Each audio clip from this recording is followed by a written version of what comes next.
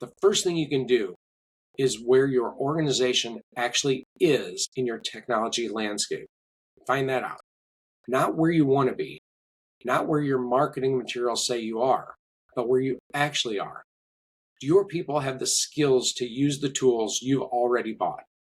Are your processes designed to get value from your technology investment? Is your data in a state where AI tools can do something useful with it? Those honest answers are your starting point.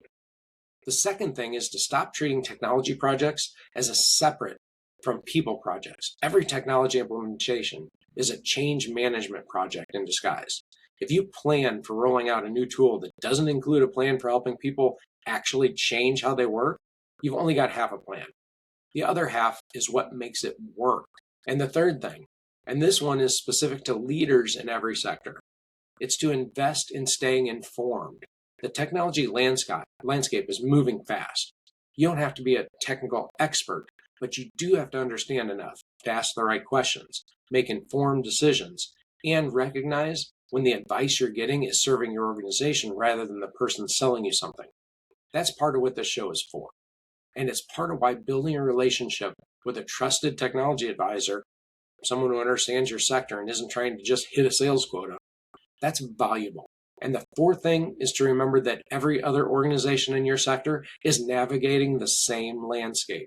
You're not behind because you haven't figured it out yet. You're in the same position as most organizations doing what you do.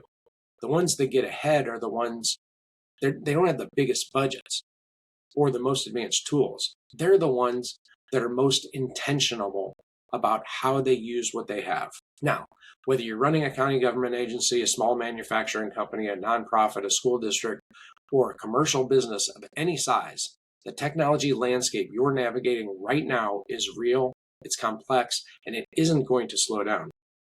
The question isn't whether your organization needs to engage with it. It does.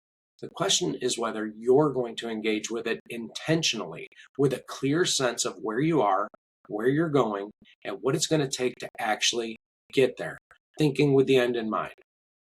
The frame that I always come back to, the one that this entire podcast is built around, is that it's never really about the feature. It's about the workflow it enables, the people who have to change their habits to use it, the culture that has to support that change, and the strategy that has to connect the tool to the outcome you're actually trying to achieve. That's true in a government office. It's true on the manufacturing floor. It's true in a classroom or a boardroom or a nonprofit's operation team. Here's one thing you can do this week. Think about one place in your organization where there's a gap between the technology you have and the results you are expecting from it. Just one. And ask the question, is this a technology problem or is it a people and process problem wearing a technology costume? That question, if you answer it honestly, is where the real work begins.